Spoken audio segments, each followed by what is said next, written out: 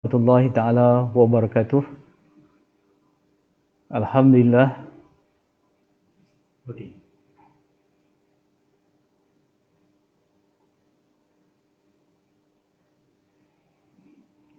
Assalamualaikum warahmatullahi taala wabarakatuh. Alhamdulillah wa syukurillah wa salatu wassalamu ala Rasulillah wa ala alihi wa sahbihi wa man wala. Rabbi shrahli sadri wa yassirli amri wa hlul 'uqdatam min lisani yafqahu qawli. Subhanaka la ilma lana illa ma 'allamtana innaka antal alimul hakim. La haula wala quwata illa billahil aliyil azim. Syukur kepada Allah Subhanahu wa taala yang telah mengizinkan pertemuan ini. Selawat dan salam kepada junjungan besar Nabi Muhammad sallallahu alaihi wasallam, ahli keluarganya dan para sahabat serta orang yang berjuang daripada dulu sampailah akhir zaman insya-Allah. Pada kesempatan ini saya ingin berkongsi dengan tuan-tuan dan puan-puan, saudara-saudari tentang satu e-book yang akan saya lancarkan pada minggu hadapan, iaitu dengan Bismillah aku berpolitik, ya. Jadi tajuk kita pada kali ini ialah mengapa perlu bismillah apabila kita berpolitik.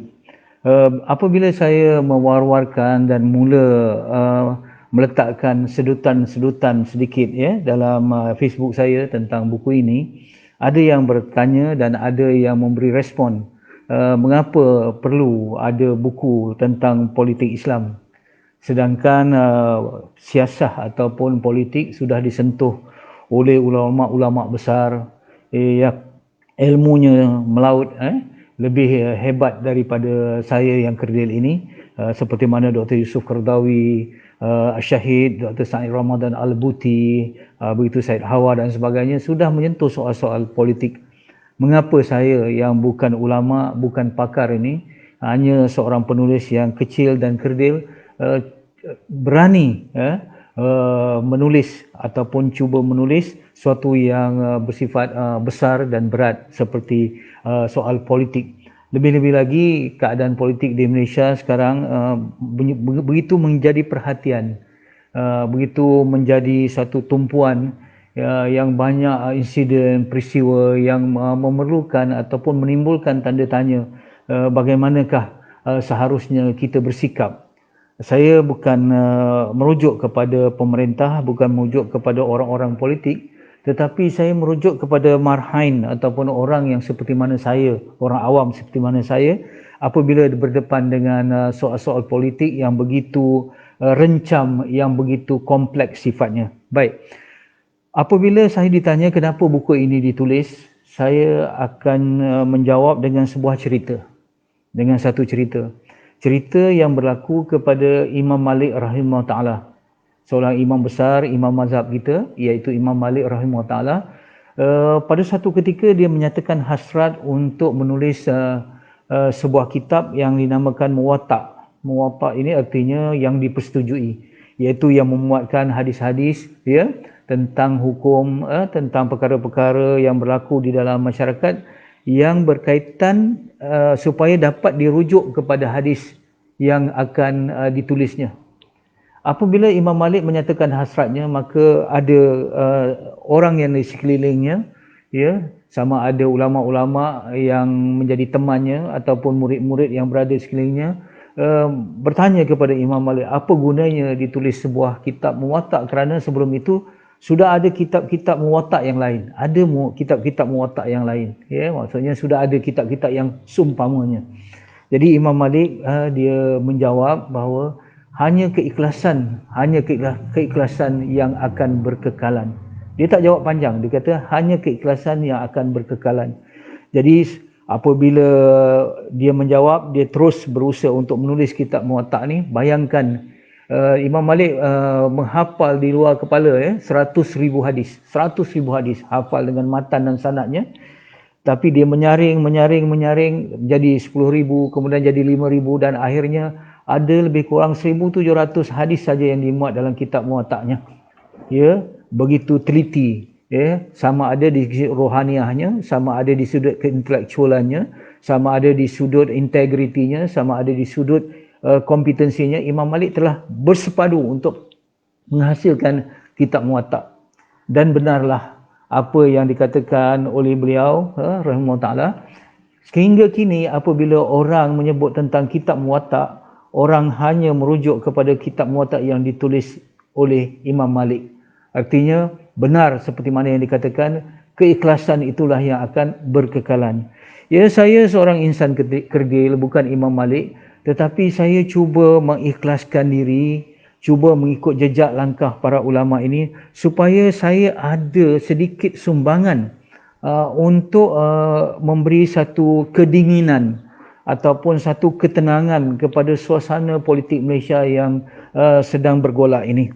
Ya, anggap saja seperti mana cerita-cerita yang selalu disampaikan oleh para asatizah kita, anggap saya usaha saya ini seperti mana burung kecil yang yang melontarkan setitis air daripada paruhnya untuk cuba memadam api yang membakar Nabi Ibrahim. Mungkin itu yang selalu diceritakan oleh para asatizah kita. Jadi anggapkan ini satu usaha kecil yang Allah Subhanahu Wa Taala tidak akan bertanya sesuatu yang kita tidak mampu buat, kita tak buat, tetapi Allah akan bertanya kepada kita apakah yang mampu kita buat walaupun kecil tapi kita tidak melakukannya. Subhanallah, inilah hasrat saya kenapa dan mengapa buku ini saya tulis. Baik.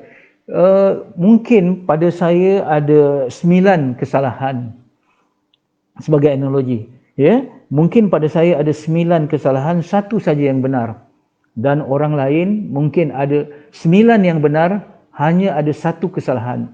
Sekali lagi saya ulang, ya, saya ada 9 kesalahan, satu saja yang benar. Ada orang lain, pihak lain yang 9 dah benar tapi satu saja kesalahannya, ya. Tetapi satu kesalahan pada orang lain itu ialah satu kebenaran yang ada pada diri saya. Jadi kalau saya sampaikan satu kebenaran yang ada pada diri saya, dan orang yang lain atau pihak yang lain itu akan mendapat 10 kebenaran, dan saya yang tinggal 9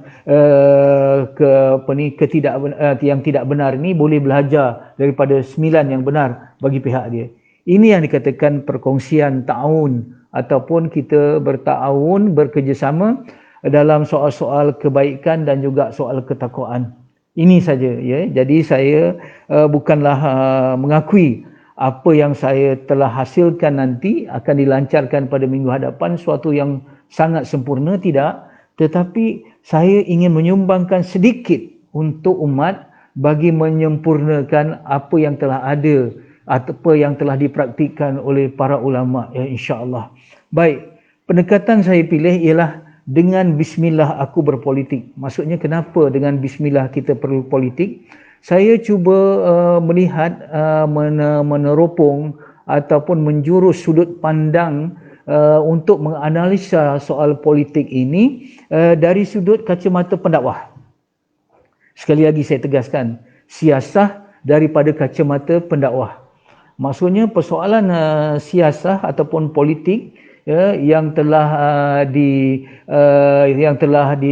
sedang dilalui ataupun sedang ditekuni oleh para ahli politik, ya, saya cuba melihatnya di sudut yang lain, iaitu sudut dakwah. Bukan artinya saya nak menimbulkan pertentangan antara dakwah dan siasah, tetapi saya kira ada baiknya kalau kita dapat melihat satu sudut pandang yang lain untuk menyempurnakan sudut-sudut pandang yang sedia ada. Sebab itu kadang-kadang terdapat perbezaan sudut pandang saya yang saya tuliskan dalam buku ini dengan pandangan arus perdana ataupun mainstream yang berlaku sekarang. Tetapi sudut pandang siasah dan sudut pandang dakwah ini, ya, boleh dihubungkan dengan serasi. Contoh perbezaan, ya. Pernah ditanyakan kepada Syekh Mutawalli Asy'arawi, ya, seorang ulama besar di negara Mesir, tentang bagaimana hukumnya orang yang tidak semayang. Bagaimana hukumnya orang yang tidak semayang? Jadi ada dijawab oleh ulama-ulama yang lain, man taraka salatan muta'ammidan faqad kafara jihara. Siapa yang meninggalkan semayang dengan sengaja maka dia jatuh kafir yang nyata. Kemudian diulaskan juga yang dikatakan kafir ini bukan kafir kerana tidak semayang, tetapi kerana menolak kewajipan semayang. Pelbagai jawapan di tengah masyarakat atas hukum orang yang tidak semayang. Tetapi Syekh Mutawalli sebaliknya berkata, hukum berdepan dengan orang yang tidak semayang ialah kamu pegang tangannya, pujuk dia untuk kembali ke masjid. Ini pendekatan dakwah. Ya, ini pendekatan dakwah. Dan satu ketika yang lain apabila ditanya bagaimana hukum perbuatan ada setengah-setengah pejuang ataupun quote and unquote militant yang mengebom kelab-kelab malam, kerana kelab-kelab malam itu berlakunya kemungkaran, perjudian, arak, pergaulan bebas, zina dan sebagainya. Ya, jadi diletupkan kelab malam ketika banyak kemungkaran berlaku di dalamnya. Bagaimana pandangan Syekh terhadap perkara ini? Syekh sebaliknya menjawab, sebelum saya menjawab soalan ini, saya ingin bertanya, orang-orang yang mati kerana bom itu ketika dia melakukan kesalahan, ketika dia melakukan kemungkaran, ketika melakukan dosa, dia akan dihantar ke mana kalau dia mati saat dia minum arak? Jadi yang bertanya itu kata tentu saja ke neraka. Kemudian dia bertanya lagi, ya, syaitan nak bawa kita ni, manusia ni, ke mana? Ke syurga atau ke neraka? Orang itu menjawab, syaitan suka membawa manusia ni ke neraka kerana itulah MOU ataupun perjanjiannya dengan Allah Subhanahu Wa Taala. Justru kata Imam Syarawi, Mutawalli Syarawi, kamu telah membantu syaitan untuk memasukkan pejuang-pejuang militan ini, telah membantu kerja syaitan untuk memasukkan orang ke neraka. Inilah pendekatan yang saya cuba pilih, pendekatan yang pandangan-pandangan ataupun ilmu-ilmu yang mungkin dilihat sebagai kadang-kadang pengecut dan penakut, tetapi justru inginkan ketenangan dan keamanan. Saya juga beranikan hati untuk menyampaikannya. Subhanallah, saya dah katakan pendekatan dakwah dia meraihkan, berbeza dengan pandangan politik, dia meraihkan kebaikan walaupun daripada kumpulan mana. Ya, sama ada daripada merah, sama ada daripada hijau, sama ada daripada biru, sama ada daripada oranye, macam mana, asalkan kebaikan yang selaras dengan Al-Quran Sunnah diterima. Manakala kalau kejahatan walaupun daripada kalangan kita sendiri, kumpulan kita sendiri, kita akan menafikan dan akan memeranginya. Jadi subhanallah, saya kira horizon ataupun ufuk pandangan dakwah dalam konteks ini, ya, dalam konteks yang saya katakan begini, bukan semua konteks, ya, tapi dalam konteks ini lebih luas daripada pandangan politik. Kerana orang-orang politik nakkan kebenaran ditegakkan dalam kumpulannya sahaja, manakala kalau boleh ada kemungkaran-kemungkaran yang berlaku oleh kumpulan lain, itulah yang akan dibesarkan, itu yang akan diwar-warkan, kerana perjuangan mereka lebih kepada untuk menawan kerusi. Tetapi pada pendekatan pendakwah, ya, yang ingin menawan hati berbanding dengan menawan kerusi, mungkin ada sedikit perbezaan. Tetapi saya cuba mengingatkan diri saya dan juga sahabat-sahabat yang dikasihi sekalian, perbezaan bukan semestinya satu pertentangan.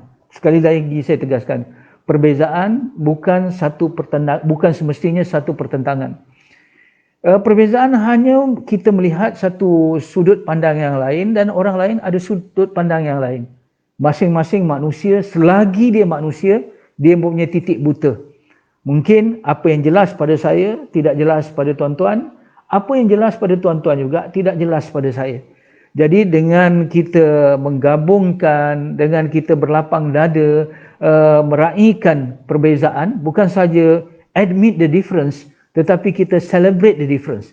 Bukan saja kita mengakui adanya perbezaan, tetapi kita meraihkan perbezaan, kita akan mendapat melihat suatu persoalan itu dengan lebih global, dengan lebih menyeluruh, dengan lebih holistik. Maksudnya ialah dalam keadaan-keadaan tertentu kita kena bebaskan pemikiran kita daripada warna-warna politik untuk melihat dengan lebih jelas, dengan lebih lebih tulus, tidak bias. Saya kata katakan begitu, ya. Sebab itu saya bergurau, kadang-kadang kita kata kita butuh warna sementara untuk mencelikkan mata hati kita melihat kebenaran yang ada kepada orang lain, insya-Allah. Baik, kita suka kebenaran itu ditegakkan walaupun oleh siapa, sekalipun oleh musuh kita. Jadi walaupun dia musuh politik kita, tetapi kalau dia menegakkan kebenaran, maka kita sokong, kita nyatakan tahniah, bahkan kita membantu. Itu yang kita harapkan, satu kematangan politik tahap tinggi, ya, bukan tahap rendah yang mana penuh dengan cacian, penuh celaan yang tidak habis-habis dan tidak berkesudahan. Baik, buku ini saya mulakan kata dengan bismillah. Saya teringat surah Iqra yang kita baca, yang dikatakan Iqra bismi rabbikal ladzi khalaq. Bacalah dengan nama Tuhanmu yang menjadikan itu. Jadi kita membaca dengan nama Tuhan supaya pembacaan kita memberi manfaat, tidak mendatangkan mudarat, supaya pembacaan kita menambah rasa tauhid, supaya pembacaan kita tidak menyesatkan, supaya pembacaan kita ini dapat memberi satu kebaikan buat diri kita dan orang yang di sekeliling kita. Begitulah juga apabila kita katakan dengan bismillah aku berpolitik, artinya dengan nama Allah kita mengharap ada nilai tambah dalam kita berpolitik, supaya perjuangan politik kita itu yang akhirnya akan membawa manusia kepada Allah Subhanahu Wa Taala. Baik, terus terang saya katakan bahawa buku dengan bismillah saya berpolitik ini, aku berpolitik ini sebenarnya adalah lanjutan ataupun satu pembaharuan ataupun satu nilai tambah yang diberikan kepada buku lama yang saya telah keluarkan dahulu, iaitu Dilema Melayu Islam, Kurang Fikir ataupun Kurang Zikir.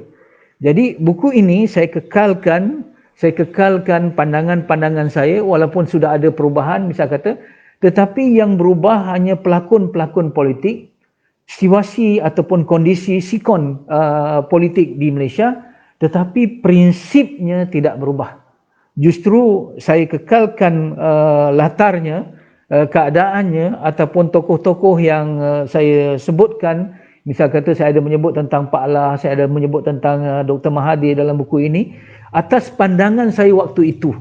Mungkin tokoh-tokoh ini sudah berubah, mungkin tokoh-tokoh ini sudah berbeza daripada apa yang saya sebutkan dulu, tetapi saya kekalkan supaya kita tidak membaca pemimpin tetapi kita membaca manusia. Maksudnya sifat-sifat itu mungkin timbul lagi mungkin pada pemimpin yang ini, tetapi sifat itu timbul lagi pada pemimpin yang sekarang, contoh, kerana manusia hakikatnya tidak berubah dari segi pendiriannya, satu yang boleh diulang. Sebab itu manusia mencipta sejarah, sebab itu dikatakan sejarah selalu berulang semula. Baik, ini saya lihat jika ada yang tersalah, jika ada saya yang tersalah, bukan saya apologetik, tetapi ini kebenaran. Ini satu terus terang. Saya mengharapkan kalau kesalahan pun yang ada dalam buku ini, mudah-mudahan dia menjadi tapak lonjak untuk kita mencari sesuatu yang lebih tepat, sesuatu yang lebih benar.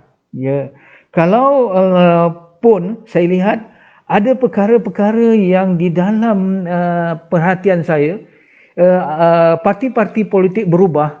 Biarlah yang berubah hanya strategi dan pembacaan terkini, tetapi bukan berubah prinsip. Jadi saya rasa bertanggungjawab sebagai marhain, sebagai orang awam yang melihat parti-parti politik di sudut pandang kami, bagaimana yang dikatakan yang boleh berubah adalah strategi, tetapi prinsip ataupun pegangan kita sangat tidak boleh berubah. Ini maksud saya dengan bismillah aku berpolitik. Baik, saya menulis ini daripada rakyat untuk rakyat. Daripada rakyat untuk rakyat. Saya orang awam, saya rakyat biasa dan saya tulis ini untuk rakyat. Jadi sekiranya ada orang-orang yang di atas al-mala'u ataupun pemimpin-pemimpin di atas ataupun ada orang-orang yang berkuasa kata buku ini hanya bersifat picisan ataupun hanya membuat mengisi pandangan-pandangan yang murahan, masih lagi kebudak-budakan, tidak mengapa. Buku ini bukan untuk anda. Tetapi buku ini hanya untuk orang awam dengan bahasa yang mudah, dengan contoh-contoh yang dekat. Soal politik saya kembalikan kepada basic. Jadi buku ini pergi kepada soal teras dan asas politik, iaitu mengikut bahasa-bahasa yang bukan dalam bentuk jurnal untuk dihadamkan tahap intelektual yang tinggi, tetapi dalam bentuk yang santai, yang mengharapkan walaupun santai dia sampai kepada pemikiran-pemikiran masyarakat yang sederhana, yang sederhana. Dan contoh-contoh yang saya gunakan ialah contoh-contoh yang dekat. Baik.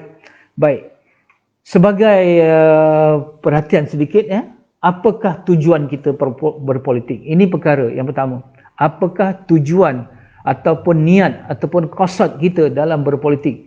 Ini soal pertama yang saya sentuh di dalam buku ini. Baik. Kalau ditanyakan apa tujuan kita berpolitik, saya akan menjawab begini. Apa tujuan hidup kita? Tujuan kita berpolitik mestilah selaras, mestilah sejajar dengan tujuan hidup kita. Justru kita bertanya, apakah tujuan hidup kita? Tujuan hidup kita hanya dua saja. Pertama, wa ma khalaqtul jinna wal insa illa liya'budun. Kita diciptakan untuk menjadi hamba kepada Allah. Akur, patuh, tunduk, submission, menyerah diri kepada Allah sebagai hambanya dengan sifat-sifat kehambaan yang lemah, jahil, miskin dan berdosa. Itu sifat-sifat kehambaan yang kita nak patuh kepada Allah yang maha tinggi, maha perkasa. Itu satu. Yang kedua, tujuan hidup kita, wa qala rabbuka lil malaikati inni ja'ilun fil ardi khalifah. Kita dicipta untuk menjadi khalifah di muka bumi. Artinya, apa yang dikatakan khalifah, kita rujuk kepada ulama. Ulama menegaskan khalifah itu ialah siasatud dunia wa iqamatud din. Siasatud dunia iaitu siasah, mengurus tadbir, good governance dunia ini dengan iqamatud din, dengan menegakkan agama, dengan SOP yang telah ditentukan oleh Allah Subhanahu Wa Taala di dalam Al-Quran dan di dalam hadis. Artinya, sebagai hamba Allah kita jadi baik, tetapi tak cukup jadi baik, tak cukup jadi soleh, kita kena jadi musleh. Musleh artinya kita perlu urus takbir, memperbaiki keadaan, memberi kebaikan. Tidak cukup jadi baik tetapi memberi kebaikan dengan menjadi wakil. Khalifah itu artinya wakil untuk menegakkan Islam di muka bumi ini.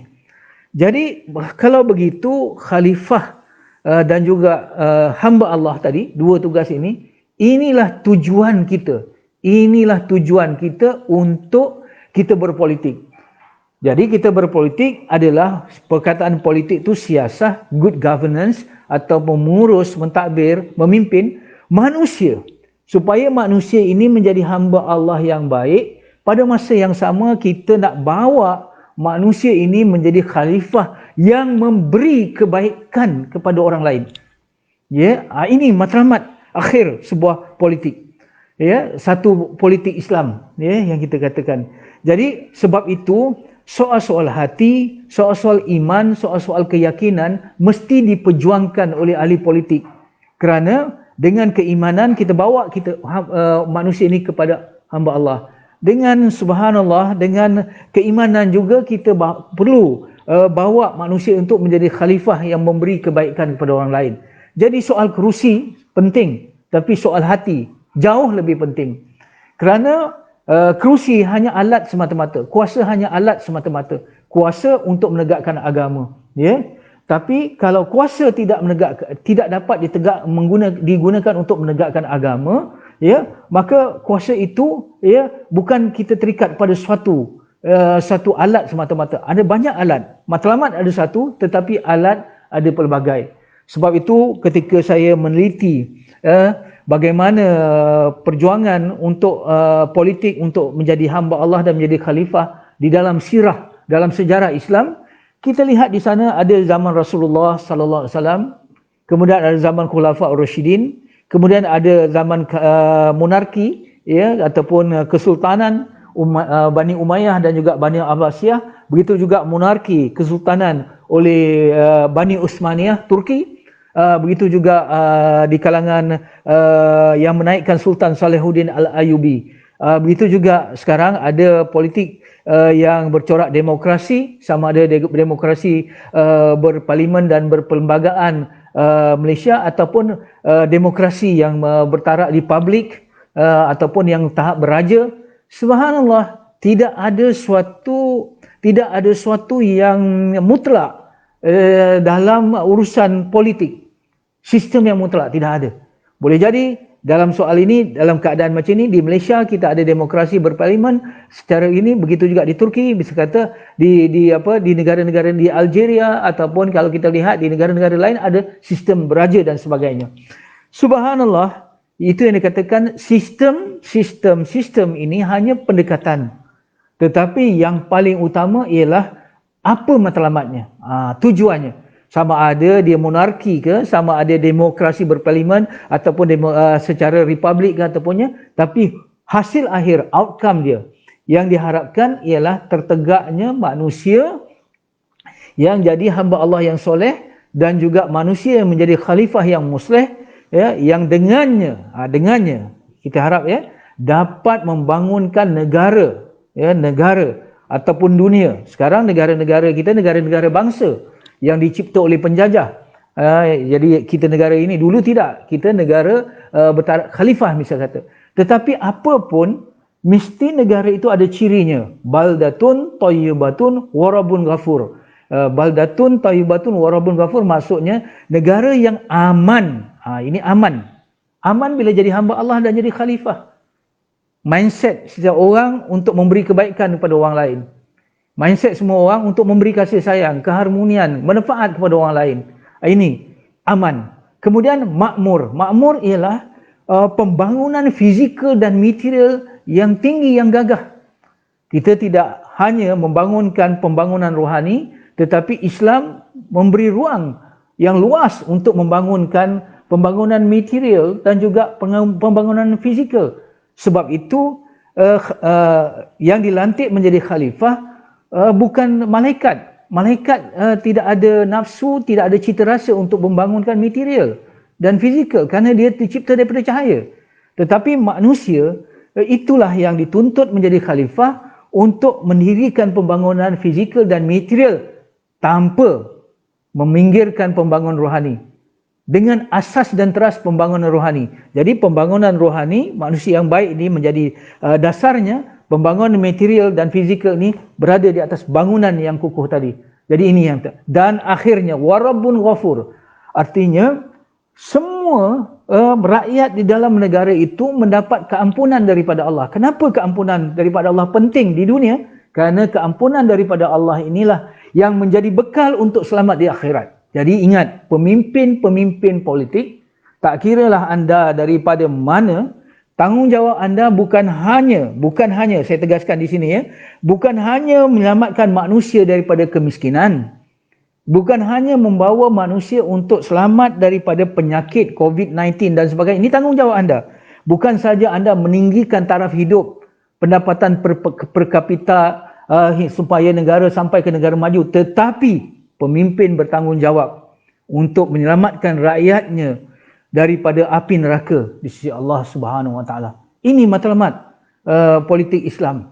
Maksudnya apabila seorang manusia sudah jadi hamba Allah yang baik, sudah menjadi khalifah yang memberi kebaikan, maka di situ akan ada keampunan daripada Allah yang akan menyelamatkan, ya, rakyat dalam sebuah negara itu, ya, daripada kesengsaraan di dunia, dan bukan saja kesengsaraan dunia, tetapi kesengsaraan yang lebih dahsyat, yang lebih hebat, yang lebih perit dan sakit, iaitu kesengsaraan api neraka di hari akhirat. Ini penting.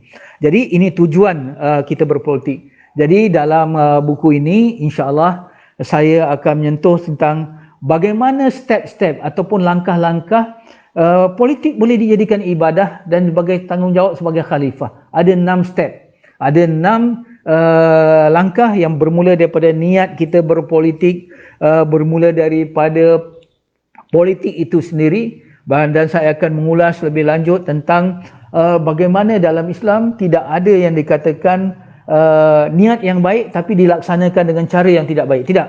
Niat yang baik mesti dilaksanakan dengan cara yang baik. Tidak ada langsung tempat di sisi politik Islam prinsip Machiavelli, iaitu tujuan menghalalkan cara. Dan kita lihat, kita rela kalah dalam kebenaran daripada menang dalam kebatilan. Ini yang kita, sebab Islam mementingkan jalan yang benar, bukan hanya tujuan yang benar, tetapi tujuan yang benar mesti ditempuh melalui jalan yang benar. Bagaimana politik boleh jadi ibadah dalam pelaksanaannya ialah politik tidak menjadi misal kata wadah ataupun tempat untuk menyuburkan sifat mazmumah. Sekarang kita lihat dalam politik, subhanallah, kita penuh dengan caci maki, penuh dengan sindiran, penuh dengan kemarahan, dengan fitnah dan sebagainya. Jadi mengapa tidak kita bersihkan politik yang dikatakan dirty game ataupun politik yang dikotorkan itu mengikut istilah barat. Politik adalah suatu yang dirty game, permainan yang kotor. Tetapi apabila Islam dibawa ke dalam politik, Islam itu sifatnya seperti air mutlak. Dia boleh suci, dia suci dan menyucikan. Jadi kita mengharap ahli-ahli politik yang berjiwa Islam, apabila mereka terjun ke dunia politik, mereka dapat membersihkan dengan air mutlak itu suasana politik yang kotor tadi, yang bernajis tadi, supaya atas sifat Islam yang suci lagi menyucikan. Kita berharap begitu, ya. Jadi berbeza tidak mengapa, selagi manusia berbeza, selagi bernama manusia, selagi itu manusia berbeza, saya katakan. Berbeza bukan masalah, tapi sikap kita dalam berbeza itu yang menimbulkan masalah. Kita boleh menentang ataupun boleh berbeza pandangan. Contoh, kamu punya pandangan mungkin berbeza dengan pandangan saya, tetapi saya akan mempertahankan hak kamu untuk menyuarakan pandangan. Ya, jadi menyempurnakan hak untuk kita tidak kata oleh kerana apa yang kamu kata kamu berbeza daripada aku, sebelum kamu bercakap sudah aku salahkan. Jadi kita ada satu stigma, kita ada satu label yang kita sudah letakkan kepada seseorang sebelum dia menyuarakan. Oleh kerana dia sudah berbeza kumpulan, maka kita katakan dia adalah satu yang salah. Ya, baik. Begitu juga kita nak bebaskan politik ini dari tuduh-menuduh yang melibatkan soal-soal keimanan seseorang. Kita kata, kalau kita kata dia bodoh, kalau kita kata dia macam-macam, kita bodoh ke, kita kata dia mementingkan diri kita, diri dia sendiri, tidak mengapa. Tetapi jangan sekali-kali kita kata kamu fasik, kamu kafir, kamu munafik, yang lain-lainnya. Cuma kita boleh menerangkan sifat-sifat kafir, sifat-sifat orang munafik, sifat-sifat orang yang zalim, misalnya kata, kita boleh terangkan. Tetapi untuk kita menghukum seorang itu zalim, fasik dan kafir, yang itu hak Allah semata-mata.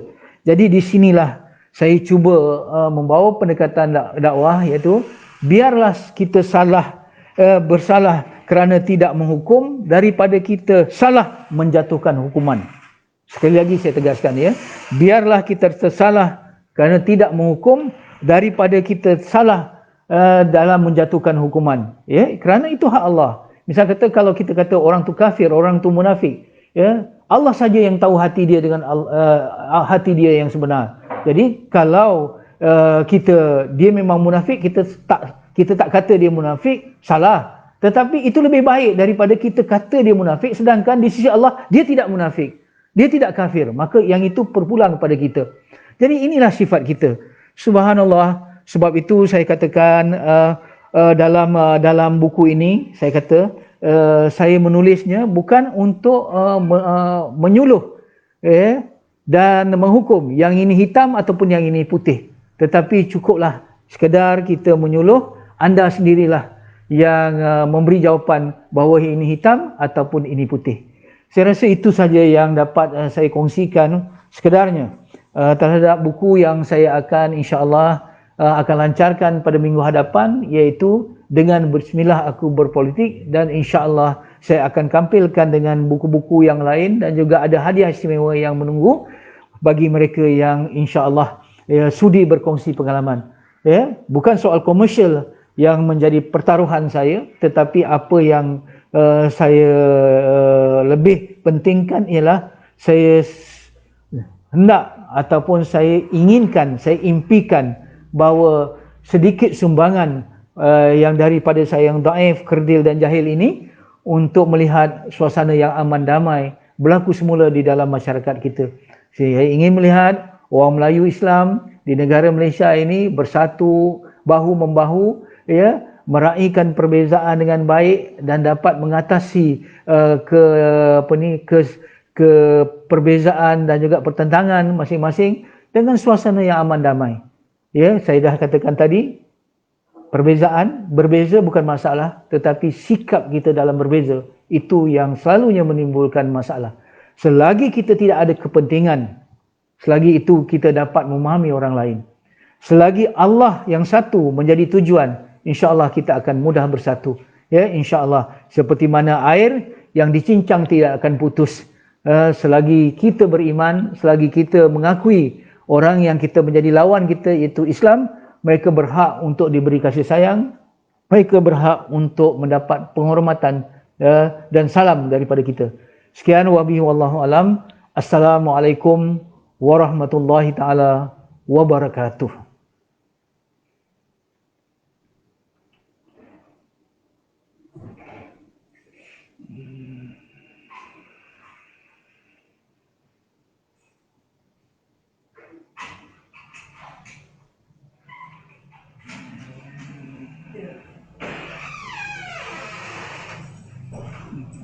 Tolong tutupkan.